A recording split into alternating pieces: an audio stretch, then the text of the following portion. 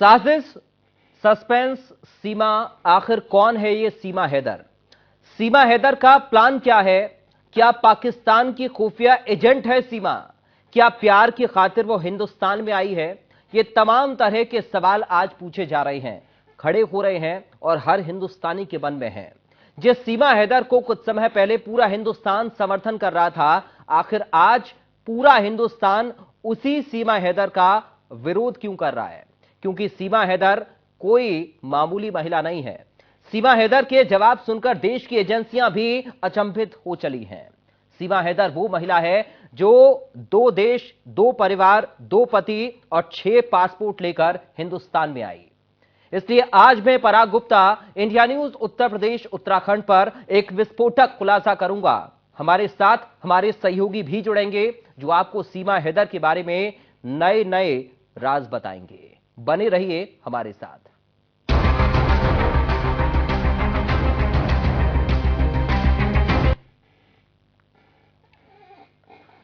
क्या पाकिस्तानी सीमा झूठ पर झूठ बोल रही है? क्या सीमा को पाकिस्तान डिपोर्ट किया जाएगा? दरअसल पाकिस्तानी सीमा हैदर मामले में यूपी एटीएस की जांच पूरी हो चुकी है। अब सीमा और सचिन ग्रेटर नोएडा स्थित अपने घर पर आ गए हैं। इस दौरान सीमा ने कई बातें खुलकर रखी। जब सीमा से पासपोर्ट पर सवाल किया गया तो सीमा ने कहा कि 6 में से 4 पासपोर्ट मेरे बच्चे के हैं, 2 पासपोर्ट मेरे हैं।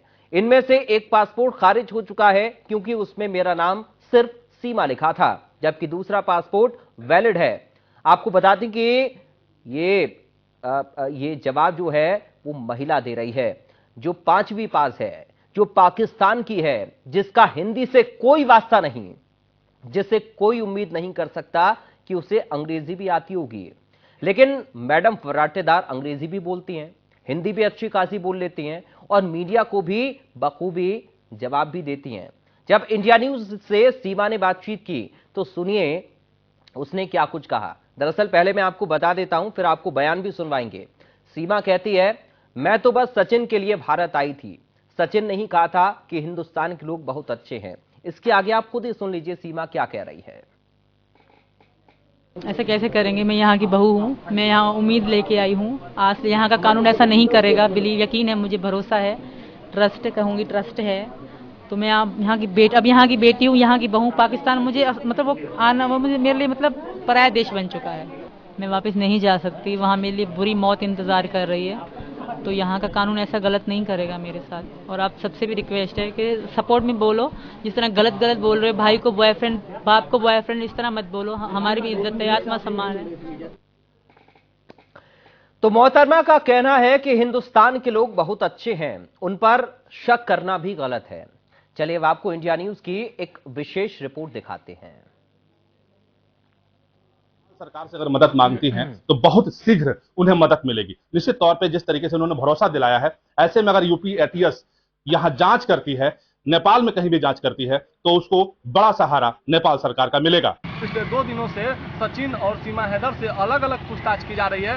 इसी पूछताछ के दौरान यूपी एटीएस के समक्ष यह खुलासा हुआ है, जिसमें यह पता लगा है कि सीतामढ़ी के मीठामोड़ बॉर्डर के रास्ते ही सीमा हैदर भारतीय सीमा में प्रवेश की थी, जिसके बाद बॉर्डर इलाकों में काफी सुरक्षा बढ़ा दी गई है। 10 मई 2023 को सीमा हैदर पाकिस्तान से नेपाल पहुंची और नेपाल से 12 मई को नेपाल से चली और नेपाल के रास्ते सिद्धार्थनगर उत्तर प्रदेश से होते हुए लखनऊ, आगरा होते हुए रबुपुरा पहुंची, जहां पे इस वक्त हम मौजूद हैं। अभी तक की रिपोर्ट के अनुसार ये साबित किया गया है कि जो सीमा हैदर है वो सचिन के प्यार के लिए 7 जो समुद्र से उसको पार करके भारत पहुंची थी। हालांकि पूछताछ का दौर है वो लगातार जारी है और जो रिपोर्ट है वो ऊपर भेजी गई है।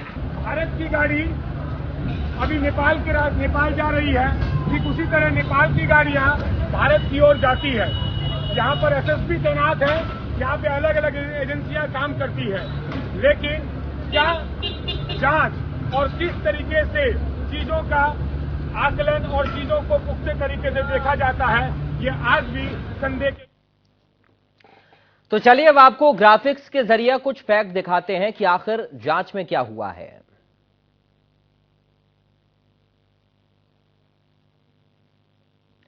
तो तो देखिए, ये जो ग्राफिक जरिए हम आपको दिखाने की और बताने की कोशिश कर रहे हैं, ये जांच का हिस्सा है। सीमा के डॉक्यूमेंट के आधार पर जांच की गई है। इसके साथ ही व्हाट्सएप चैट जो रही, डेटा रिकवर किया गया सीमा के फोन से। जो पबजी का अकाउंट है उसकी भी डिटेल खंगाली गई है। दरअसल अक्सर ऐसा होता है कि जासूसी के लिए जो ऑनलाइन गेमिंग है उसका इस्तेमाल किया जाता है। इस एंगल से भी जांच की गई है। सीमा हैदर देखिए कैसे कैसे कहां पहुंचती है, सफर उसका कैसे रहता है, ये भी हमने आपके लिए ग्राफिक्स तैयार किए हैं। आप मैप के माध्यम से इसको समझ सकते हैं। देखिए शारजाह, उसके बाद वो काठमांडू पहुंचती है। काठमांडू पहुंचने के बाद सीमा का सफर कहां पहुंचता है? सीधा ग्रेटर नोएडा। ये पाकिस्तान से लेकर भारत तक का जो सीमा का सफर है वो हम आपको बता रहे हैं ग्राफिक के जरिए, और इस पूरे मैप के जरिए आपको समझाने की कोशिश कर रहे हैं कि सीमा कैसे भारत आ गई और क्या क्या उससे सवाल किए गए, किन किन एंगल पर जांच जारी है सुरक्षा एजेंसियों की। हमारे साथ कुछ संवाददाता हमारे साथ जुड़ गए हैं, सीधा उनका हम रुख करेंगे। अभिषेक सिंह लखनऊ से हमारे साथ जुड़ गए हैं, रजत कुमार ग्रेटर नोएडा से जुड़ गए हैं, संजय मिश्रा बहराइच से जुड़ गए हैं, सुशील कुमार हमारे साथ गोरखपुर से जुड़ गए हैं। अभिषेक, सबसे पहले आपके पास में आ रहा हूं, अभी हलचल क्या है राजधानी में? क्योंकि उत्तर प्रदेश की राजधानी है लखनऊ और लखनऊ में आप मौजूद हैं, और ये जो पूरा मामला है अंतर्राष्ट्रीय स्तर से जुड़ा हुआ मामला है। सीमा को लेकर तमाम तरीके के सवाल लोगों के जहन में भी हैं। लोग क्या कह रहे हैं, जांच में क्या कुछ निकलकर सामने आया है, क्या अपडेट अभी की? बिल्कुल, लोगों के लिए सीमा हैदर का पूरा जो एपिसोड है वो डेली सोप की तरह हो गया है। लोग रोज इसे देख रहे हैं, सोशल मीडिया पे करोड़ों लाखों की तादाद में लोग कमेंट कर रहे हैं, देख रहे हैं, वीडियोज हो रही हैं, रील्स बन रही हैं।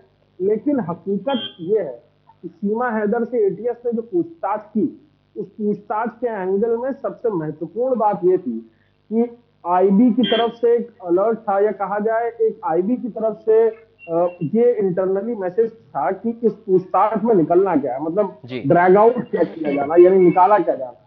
अहम बात यह है कि आईबी की तरफ से इंटेल था कि इस तरह के मामलों में, या कबूतरबाजी इस तरह जैसे सीमा पार करके भारत में आई, उस तरह के मामलों में बाकायदा एक ह्यूमन ट्रैफिकिंग गैंग है जो ऐसे लोगों को ट्रेंड करता है, वेशभूषा बताता है, क्लिपिंग पॉइंट्स बताता है, सीमाएं बताता है, बॉर्डर्स बताता है, समय तक बताता है कि किस वक्त थोड़ा मामला हल्का होता है, किस वक्त लोगों को तवज्जो नहीं दी जाती, किस वक्त आप अगर हिंदुस्तानी वेशभूषा में प्रवेश करते आओगे। क्योंकि इंडो नेपाल बॉर्डर उस तरह का बॉर्डर नहीं जिसको हम वाघा या पाकिस्तान बॉर्डर की तरह कंपैरिजन करें। इंडो नेपाल बॉर्डर एक अलग बॉर्डर है, पासपोर्ट की जरूरत नहीं है हिंदुस्तान और पाकिस्तान में रोड से आने के लिए। अगर आपको 24 घंटे का वक्त वहां बिताना है तो आपको भंसाल बनाना पड़ता है। अगर आपको 24 घंटे का वक्त नहीं बिताना तो आप अपनी गाड़ी लेकर सिंपली बॉर्डर के अंदर क्रॉस करा सकते हैं।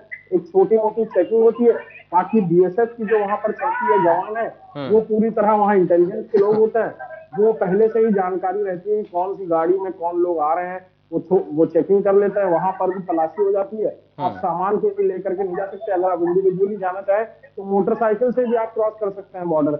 वहां के लोकलाइट्स के लिए ये थोड़ा आसान है, लिहाजा इस बात की जानकारी सीमा तक कैसे पहुंची।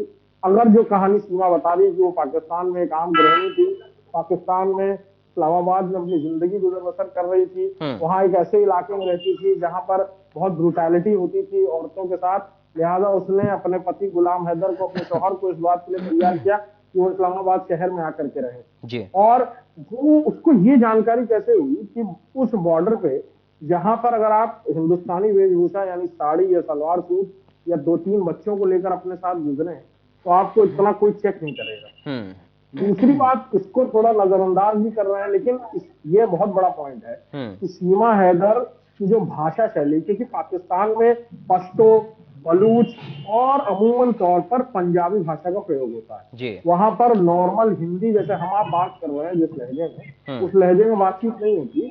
उस भाषा में पंजाबी एक्सेंट मिला रहता है, जी, जी, पश्तो जी। मिला रहता है, जी। बलूची एक्सेंट जी। मिला रहता है। जी। जिस धारा प्रवाह हिंदी का वो इस्तेमाल कर रही है, उस बात से इस बात का बिल्कुल पता लगता है कि उसने यहाँ से वहां से यहाँ तक आने से पहले इस बात की ट्रेनिंग ली है, कहीं हिंदी बोलने की ट्रेनिंग ली है, एक्सेंट की ट्रेनिंग ली है, यहाँ पर हिंदी किस तरह से बोलनी है इस बात की ट्रेनिंग ली है। इसी पर अभिषेक में थोड़ा सा और आगे बढ़कर, चूंकि आपने जो कहा है ना वो बहुत ज्यादा महत्वपूर्ण है, इस पर मैं रजत के पास अब चल रहा हूं, क्योंकि रजत ग्रेटर नोएडा में ही मौजूद हैं। रजत, आप तो लगातार लोगों से भी बात कर रहे हैं, आप अधिकारियों से भी बात कर रहे हैं, आपने कोशिश भी की है कि एक एक तथ्य को जान पाएं। ये जो अभिषेक बता रहे हैं, इतनी अच्छी हिंदी, क्योंकि सीमा ये कह रही है कि उसने सचिन से सीखी है गेम खेलने के दौरान, तो क्या इतनी अच्छी हिंदी, इतने अच्छे एकदम विशुद्ध हिंदी के शब्दों का इस्तेमाल क्या सीमा कर सकती है बिना ट्रेनिंग के? देखिए बिल्कुल पराग, जिस तरीके से सीमा पाकिस्तान के बलोची की जहां पर रहती है, कराची के वहां पर बलोची भाषा बोली जाती है, तो उस भाषा का बिल्कुल भी सीमा इस्तेमाल नहीं कर रही है। और हिंदी भाषा जो कि भारत की संस्कृति में ऐसे लिप्त हो गई है, मानो कि सीमा हैदर पाकिस्तान की नहीं भारत की रहने वाली है। तमाम घेरों में सीमा हैदर खुद ही फंसती हुई जा रही है। हालांकि एटीएस ने 2 दिन की पूछताछ के बाद राहत तो दे दी है, लेकिन जो लोकल इंटेलिजेंस हो गई या जो लोकल पुलिस है, उसका कहना है कि हम सीमा हैदर के जो सचिन थे, जिन्होंने फर्जी तरीके से जो आधार कार्ड बनाए थे, कहे तो जब सीमा नेपाल के बॉर्डर से भारत में एंट्री की थी तो कुछ आधार कार्ड जो कि फर्जी तरीके से बनाए गए थे, तो आखिर वो आधार कार्ड कहां से बने हैं? तो इसको लेकर कहीं ना कहीं सचिन और सीमा हैदर की मुश्किलें हैं वो बढ़ती हुई जा रही है। जांच का विषय है, लेकिन हाँ, हालांकि ये जरूर है कि एटीएस ने राहत जरूर दे दी है, एटीएस ने पूछताछ की है, एटीएस के तमाम सवाल थे, उन सवालों को लेकर गुमराह किया गया है, किसी भी सवाल का सही जवाब नहीं दिया गया है। तो कह सकते हैं कि सीमा हालांकि जासूस तो नहीं है, लेकिन उसने सच्चाई छिपाई है। उसकी सच्चाई को देखते हुए सीमा हालांकि फिर मकर जाल में फंसी नजर आ रही है। जिस तरीके से सचिन ने फर्जी आधार कार्ड, फर्जी डॉक्यूमेंट तैयार किए गए, तो ऐसे तमाम सवाल हैं सचिन और सीमा पर खड़े होते हैं। अगर आपका प्यार सच्चा था तो आपने भारत सरकार की सुरक्षा के साथ खिलवाड़ क्यों किया है? फर्जी दस्तावेज क्यों तैयार किए हैं? जब आपने एंट्री की तो प्रीति नाम से क्यों तो भारत ने एंट्री की है? तो तमाम सवाल है सीमा हैदर पर खड़े होते हैं, सचिन पे खड़े होते हैं, सचिन के फादर पे खड़े होते हैं। आखिर जब पाकिस्तान से सीमा भारत आई तो आपने उस रहस्य क्यों छुपाया? तो कई सवाल है। हालांकि अभी एटीएस ने छोड़ दिया है, सचिन और सीमा अपने घर पर है, मीडिया से बातचीत कर रही है, मीडिया से कह रही है कि हम पाकिस्तान नहीं जाएंगे, भले ही भारत में ही रह जाएंगे, भारत में ही मर जाएंगे, भारत के ही जेलों में रहेंगे, लेकिन हम उस देश में उस लोगों से हम बातचीत करना नहीं चाह रहे हैं। हालांकि अब प्यार कितना सच्चा है वो जांच बताएंगे। हो सकता है कि अभी जांच के दायरे में वो एटीएस बढ़ा है, लेकिन ठीक है रजत, आप हमारे साथ बने रहिए। अब हम सुशील कुमार का रुख करेंगे गोरखपुर से। इस वक्त हमारे साथ सुशील जुड़ गए हैं। सुशील, इन पहलुओं पर भी विस्तार से क्या जांच पड़ताल हुई है कि जो आधार कार्ड भारतीय बनवाए सीमा ने वो कहां से बनवाए? और यह भी शुरुआती तौर पर खबर सामने आई कि सीमा की मदद कोई व्यक्ति कर रहा था, या कैसे बिना मदद के अपने बच्चों के साथ सीमा भारत आ जाती है? इन तमाम पहलुओं को लेकर अभी क्या कुछ निकलकर सामने आ रहा है सुशील?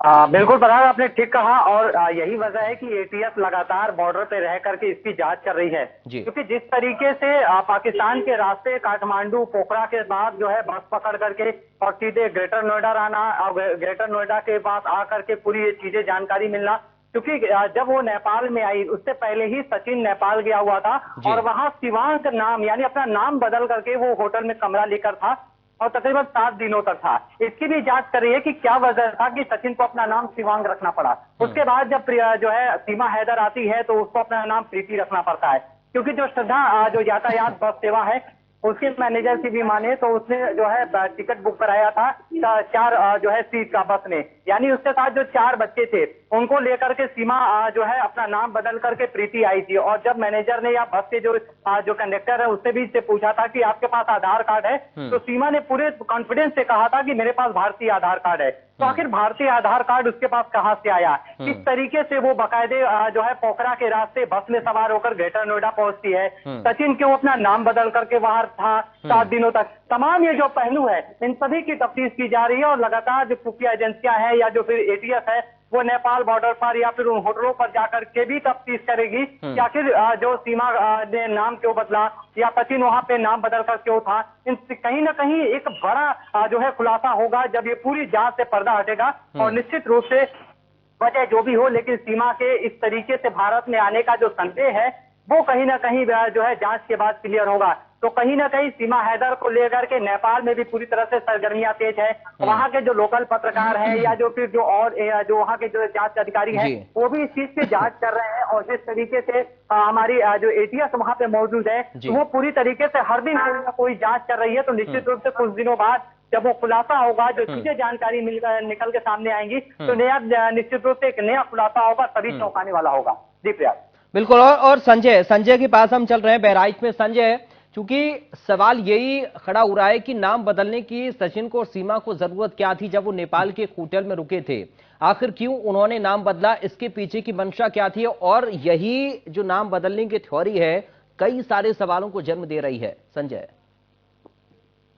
जी बिल्कुल, देखिए पराग, मैं शुरुआत यहाँ से करता हूँ कि भले ही सचिन और सीमा से एटीएस ने पूछताछ बंद कर दी हो, भले ही एटीएस के सूत्रों का ये कहना हो कि सीमा जासूस नहीं है, लेकिन सबसे बड़ी बात यह है कि तमाम ऐसे पहलू है जिसमें सीमा और सचिन लगातार फंसते नजर आ रहे हैं। सबसे पहला वाकया मैं आपको बताता हूं कि जब ये शारजाह से जब ये काठमांडू पहुंचते हैं तो काठमांडू एयरपोर्ट पर उतरने के बाद ये जब होटल में पहुंचते हैं तो होटल में 3 लोग होते हैं, 2 पुरुष होते हैं, 1 महिला होती है, एक शिवांग होता है, एक प्रीति होती है, यानी सचिन और सीमा होती है, और तीसरा वो कौन है अभी उसको लेकर के सबसे बड़ा सस्पेंस बना हुआ है और निश्चित तौर पर यूपी एटीएस इसका पता लगा करके रहेगी वो तीसरा व्यक्ति कौन है। दूसरी बात इसमें ये निकल करके आई है कि ये लोग तीनों लोग अपनी आइडेंटिटी छुपा करके उसके बाद से होटल के कमरे में 7 दिन तक रुकते हैं।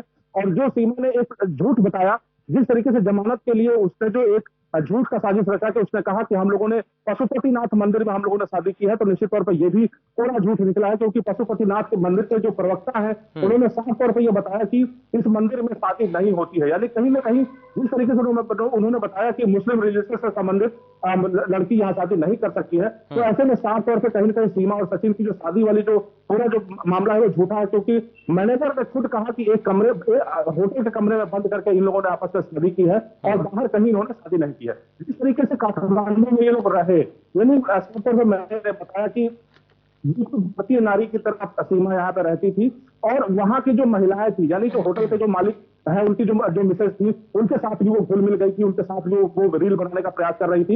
यानी पूरी तरीके से जो जाल इन्होंने जो नेपाल में जो बुना है इसको लेकर के केवल भारत ही नहीं, क्योंकि भारत, पाकिस्तान, नेपाल और शारजाह ये चारों देशों के लिए ये चर्चा का विषय सीमा बन गई है। और कहीं न कहीं यूपी एटीएस जब गंभीरता से इसकी जांच करेगी तो निश्चित तौर पर दो चौंकाने वाले खुलासे निकल करके सामने आएंगे कि आखिर में अगर सीमा का सचिन के प्यार में पागल थी तो निश्चित तौर पर वो गुहार लगा सकती थी कि मुझे इंडिया जाना है और सचिन के पास जाना है, और निश्चित रूप में भारत सरकार से वो मदद मांग सकती थी। लेकिन सीधे पाकिस्तान से निकलने के बाद जब शारजाह से वो निकलती है काठमांडू के लिए, उसके बाद से उसका फ्रॉड शुरू हो जाता है। काठमांडू पहुंचने के बाद सीधे वो सीमा से प्रीति बन जाती है, सचिन जो है वो सचिन से शिवांग बन जाता है, और तीसरा व्यक्ति जिसको विनायक नाम दिया गया है, आखिर वो है कौन जो इनकी मदद करता है, क्योंकि अभी उसका खुलासा नहीं हो सका है। तो कहीं न कहीं जिस तरीके से इसमें तमाम ऐसे तथ्य हैं जो जुड़ करके इसमें आ रहे हैं, यूपी एटीएस इसको बारीकी से जांच करेगी और निश्चित तौर पे जो रजिस्टर फाड़े गए हैं अभी होटल में, ये भी जानकारी हमें मिली है, क्योंकि विश्वस्त सूत्र लगातार काठमांडू से हमें जानकारी दे रहे हैं, जो वहां के लोकल पत्रकार है वो हमें जानकारी दे रहे हैं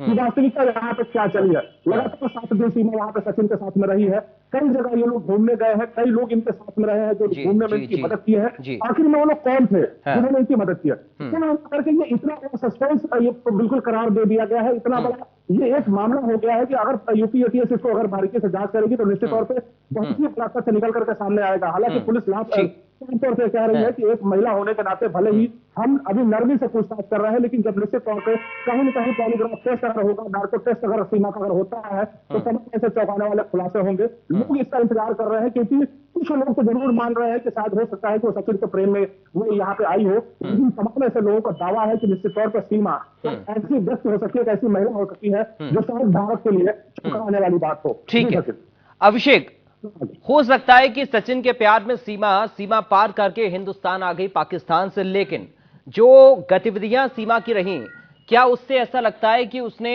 कोई ना कोई जाल बुनने की कोशिश की है सीमा क्रॉस करने से लेकर अब तक?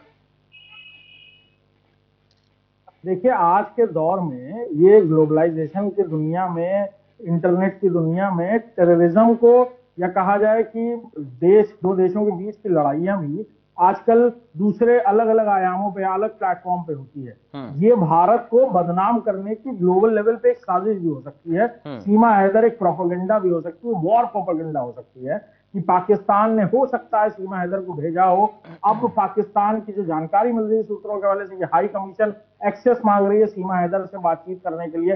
अचानक से एक्सेस मांगना, इसका मतलब अब पाकिस्तान भी कोशिश कर रहा है सीमा हैदर को वापस बुलाने की। इस खींचतान में अगर सीमा हैदर, जैसा कि लग रहा है, अगर सीमा हैदर वापस भी जाती है तो भी वर्ल्ड लेवल पर इस तरह की बातें हो सकती हैं कि दो प्रेमियों को भारत ने जुदा किया, इस तरह की बातें, ये एक प्रोपेगेंडा हो सकता है जो इस प्रोपेगेंडे में भारत को बदनाम करने की कोशिश हो सकती है। इसीलिए जितनी भी एजेंसीज हैं भारत सरकार की, वो बहुत एहतियातन कदम उठा रही हैं। मामला संवेदनशील है, मामले में एविडेंसेस नहीं मिल रहे हैं, बहुत सारे एविडेंसेस सीमा के खिलाफ नहीं मिले, सर्कमस्टेंशियली नहीं मिल पाए। नाम बदलने की बात, जहां तक संजय हमारे संवाददाता बता रहे हैं या बाकी लोग, ये बहुत बड़ी बात नहीं है, क्योंकि अगर आप भारत और पाकिस्तान की बात करें, जिस तरह के हालात हैं, नाम बदलना बहुत छोटी बात है। आपको अगर पता है कि आपको पाकिस्तान से आकर भारत में एंट्री करनी है, किसी देश पे रुके हैं आप, तो वहां पर आप नाम भी बदलेंगे, हुलिया भी बदलते हैं, बहुत सारी चीजें करते हैं। इस बात का माइंडसेट था।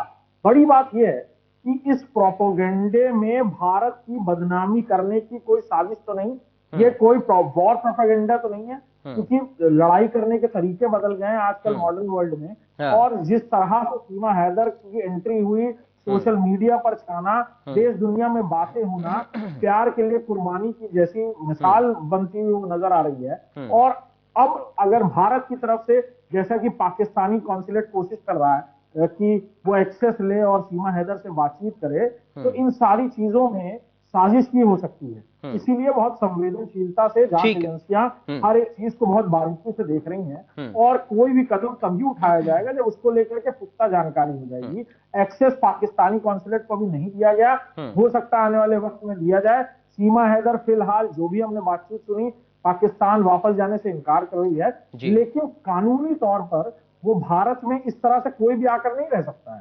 उसके लिए कानून बने हुए हैं, उसके लिए मुकदमे चलते हैं, लोग जेल काट रहे हैं। अभी आए दिन हम लोग देखते हैं बांग्लादेश से, श्रीलंका से लोग कोशिश करते रहते हैं भारत में आने की, दाखिल भी हो जाते हैं, कई बार अलग अलग तरीकों से पकड़े जाते हैं फर्जी दस्तावेजों के साथ, उन्हें जेल होती है। सीमा हैदर अभी बेल पर बाहर है, लेकिन है अल्टीमेटली वो पाकिस्तानी। तो इस प्रोपेगेंडे से भी बचना बहुत बड़ी बात होगी। ठीक है, बहुत शुक्रिया आप सभी का हमारे साथ जुड़ने के लिए, जानकारी पहुंचाने के लिए। तो सवाल बहुत सारे हैं, जांच भी अभी चल रही है, प्यार है या फिर साजिश है, इसका खुलासा होना अब भी बाकी है। नमस्कार।